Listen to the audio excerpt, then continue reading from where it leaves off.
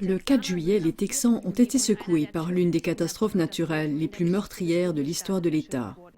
En tant que responsable possible des inondations catastrophiques, une entreprise de modification météorologique est sous le feu de la rampe. Augusto de Rico, PDG de Rainmaker Technology Corporation, a confirmé que Rainmaker avait effectué une mission d'ensemencement des nuages de 20 minutes au-dessus du comté de Kern, au sud-est de la zone inondée, seulement 2 jours auparavant. On compte actuellement plus de 100 morts et 160 disparus. Comme toujours, les médias dominants s'efforcent de nier un éventuel lien entre les intempéries et la modification de la météo. Cependant, l'interdiction des armes climatiques datant de 1976 suggère que celles-ci sont possibles depuis longtemps. Le 19 octobre 2017, la chaîne de télévision espagnole La 8 Zamora TV a fait une interview de Josefina Fraile de Association Tierra SOS Tenible avec le titre « Géo-ingénierie, pacte de transparence ». Pakt der Verschwiegenheit.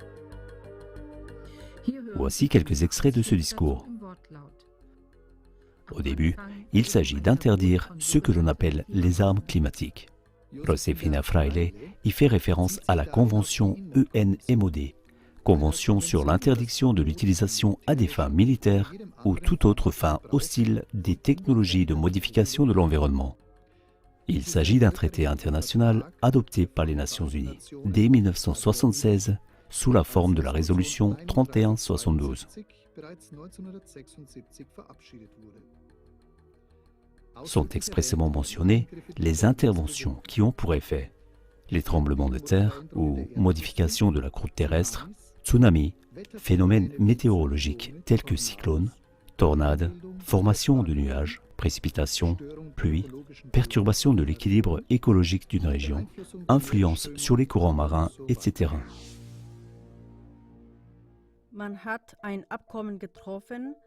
Un accord a été conclu pour que l'arme climatique ne soit pas utilisée dans des conflits armés, mais en fait, elle est toujours utilisée.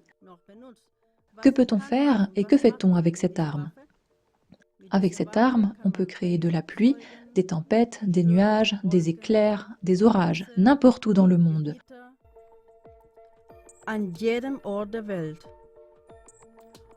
Ou le contraire, on peut dissoudre les fronts de pluie, arrêter la grêle et la neige, et aussi bien sûr pour faire apparaître la sécheresse.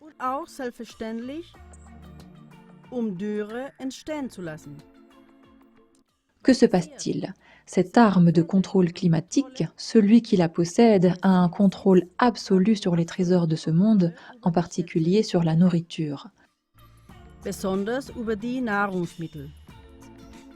Donc en clair, si un pays possède cette technologie, il contrôle le robinet du monde entier. Soit tu fais ce qu'on te dit et tu auras de l'eau, soit tu t'y opposes et ton pays manquera d'eau. Ouvrir, briser, détruire les ressources en eau, cela provoque des périodes de sécheresse prolongées et entraîne l'incapacité de nourrir la population de ce pays. La conséquence est une famine. Cela existe. Il y a des pays qui ont cette technologie et aux États-Unis, cette technologie fait déjà partie de leur politique étrangère. Se pourrait-il que le déluge du Texas fasse partie de la politique intérieure ? Une déclaration de Trump à la Maison-Blanche suggère que ces inondations tombent à point nommé, du moins pour détourner l'attention d'un scandale bien réel. Comment cela ? La situation est devenue difficile pour le président Trump. De nombreux partisans du président américain Donald Trump sont indignés parce que son gouvernement n'a pas tenu une promesse de campagne qui devait faire la lumière sur le scandale impliquant le milliardaire américain Jeffrey Epstein. Mais le ministère américain de la Justice et le FBI viennent d'annoncer qu'aucune liste de clients compromettante n'avait été trouvée et qu'Epstein s'était suicidé en prison. Malgré de nombreuses questions en suspens, l'enquête a maintenant été déclarée close avec un résultat très surprenant.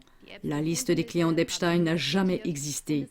Et il n'y aurait aucune preuve crédible qu'Epstein ait fait du chantage à des personnalités pour qu'elles révèlent publiquement leur abus sur des mineurs. Mais quel est le rapport avec les inondations ? Lors d'une conférence de presse à la Maison-Blanche le 9 juillet, un journaliste a posé à Trump une question critique sur les dossiers Epstein. Trump a visiblement réagi avec agacement. Vous parlez toujours de Jeffrey Epstein. On parle de ce type depuis des années. Nous avons le Texas, nous avons ceci et cela. Et pourtant, les gens continuent de parler de ce type, de ce sale type. C'est incroyable. Vous voulez vraiment perdre votre temps?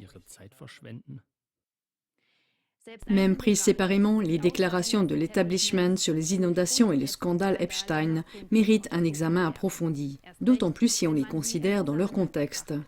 Réfléchissez donc avec nous et remettez en question les récits dominants comme celui du changement climatique causé par le CO2 comme cause de toutes les catastrophes météorologiques.